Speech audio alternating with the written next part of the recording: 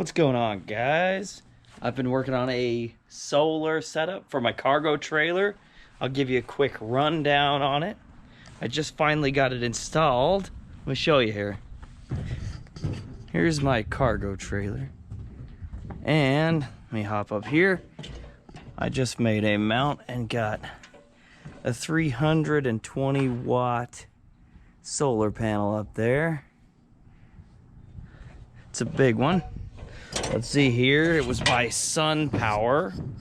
They had some good reviews, so I decided to go with that one. Don't mind the mess here. Anyways, so I made a little metal frame there, and I didn't want to drill any holes in the roof, so I screwed it to the side.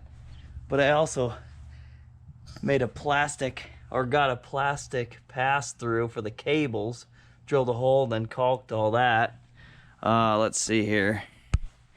And then let me show you the inside here. If we go in here, I've got a 40 amp charge controller.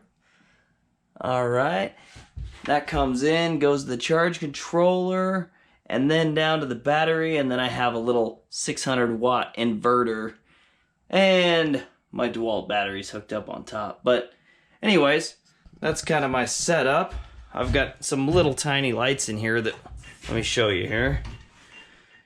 Turn that on.